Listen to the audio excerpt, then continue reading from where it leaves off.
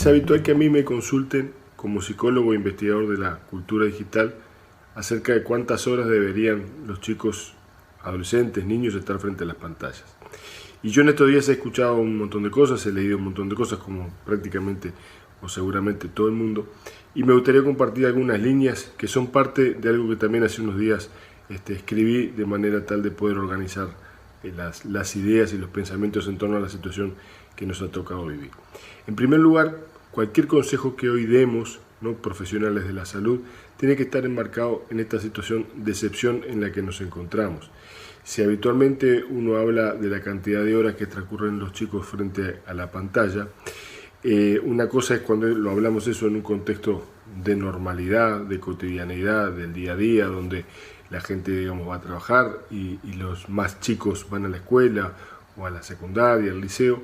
Y otra cosa es en situaciones de excepción como la que estamos. En situaciones de excepción todo cambia, las reglas cambian, los contextos cambian, lo que es habitual deja de ser habitual, ¿no? Y además, si esto se suma una situación, digamos, que tiene por lo menos una doble vertiente, una que es de miedo frente a lo que está afuera, miedo al contagio, no toda esa tensión reinante, paralelamente con otros miedos que pueden estar más o menos dependiendo un poco de la familia, que tiene que ver, bueno, como cuándo esto va a terminar, cuándo va a ser el final de lo que estamos atravesando y qué consecuencias económicas va a tener para la familia, cómo voy a poder hacer para darles de comer a los integrantes de la familia.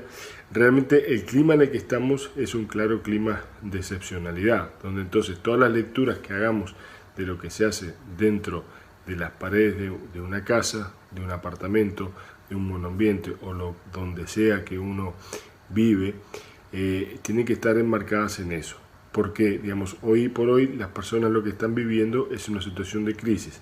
Entonces, lo más importante a resaltar es qué estamos haciendo o cómo estamos haciendo para intentar resolver esas crisis. En ese sentido, las pantallas ocupan un lugar bastante privilegiado, diría yo. Primero, porque están permitiendo a las personas poder teletrabajar, teleestudiar, continuar con sus actividades que estaban desarrollando anteriormente a este confinamiento, en mayor o menor medida, pero pudiendo darle cierta continuidad. Esta idea de continuidad es bastante importante, por eso a veces cuando de repente se habla de cuarentenas obligatorias, ¿verdad?, se pierde de vista, quizás a mi juicio, en ese equilibrio muy delicado que hay que tener entre, digamos, poder hacer un corte para evitar la propagación del virus, según opinan los epidemiólogos, ¿verdad?, y poder dar cierta continuidad a la vida, que esa cierta continuidad también de alguna forma tiene sus efectos en la psiquis humana, en la psiquis colectiva, y puede ayudar a transcurrir estas situaciones de mejor manera. Cierto margen de continuidad hace que nuestra vida siga siendo un poco más normal, ¿verdad?, que en esta situación de excepción. Es decir, cuando nosotros hacemos un corte absoluto, ahí sí pasamos a una situación absolutamente extraña, a una situación absolutamente de crisis, 100%, ¿verdad?, sin ningún vínculo, sin ningún conector con lo que estaba sucediendo antes. Si mantenemos cierta continuidad, eso es lo que de alguna forma también nos permite que todos los mecanismos psicológicos implicados en esta situación de crisis estén un poquito más aceitados. De hecho, en muchas situaciones, digamos, que se han estudiado de confinamiento, de encierro, situaciones realmente críticas, aquellos elementos que a veces eran simplemente simbólicos, podrían ser una carta en la guerra, podía ser una pata de conejo, podía ser una mochila, podía ser cualquier elemento que ataba o que revinculaba con la vida anterior. Son elementos que se llaman denominados objetos salvadores por la literatura, en este caso psicológica o psicoanalítica para ser más precisos, que permitía que las personas mantuvieran cierta continuidad con esa vida anterior. Entonces, estas son cosas que a veces también tenemos que valorar a la hora de tomar determinadas decisiones que creo que pueden ser saludables en el entendido de que mantienen esa continuidad con la vida anterior, que es tan importante. ¿Quiénes son los que más resienten a veces estos cambios? Bueno, yo diría que todos, pero los niños lo resienten en la medida que los adultos lo resientan. Entonces ahí pasamos de vuelta a esta situación de excepción donde las pantallas ocupan un lugar, por ejemplo, en el ámbito de la información. ¿Cuánto debemos informarnos? ¿Cuánto no? Bueno, acá hay un continuo que va desde la desinformación, que lo que genera es negación, conductas a veces que pueden ser en lugar, digamos, de ayuda colectiva, pueden ser conductas evitativas, conductas negadoras, como puede ser hacer como que nada suceda, hasta el otro extremo de la sobreinformación, donde se puede caer exactamente en el opuesto, que es el pánico, esa paralización frente a la situación de miedo, de amenaza latente, estar sobreinformados, estar las 24 horas recibiendo información y no poder hacer un corte con eso, ¿no? Así como decíamos en el primer caso, poder dar cierta continuidad es un elemento de salud mental. En este caso, hacer un corte con ese afuera que está amenazante, ¿no? Que en algunas, por ahí, algunas historias que estoy leyendo en estos días por ahí, que algunas son realmente muy interesantes, ¿no? Ese virus metafóricamente está como ahí afuera, acechante, amenazante, ¿no? Es una amenaza que nos vuelve a todos, a toda la población, nos hace como refugiarnos en esta caverna que no es más ni menos que la familia.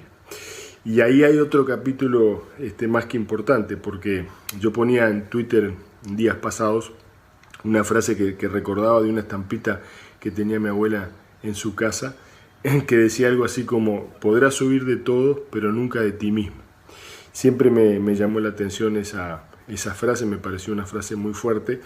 A lo largo de la vida la he ido entendiendo en mayores dimensiones, pero creo que estos días sin duda tienen una relevancia trascendental, porque si hay algo en lo que esta situación de excepción nos ubica es en que nos confina con aquello que hemos construido o no a lo largo de nuestra vida. Es decir, cuando estamos encerrados no tenemos esa posibilidad de escape entrecomillado o escape a veces sin comillas para la gente, que es el trabajo, otras actividades sociales.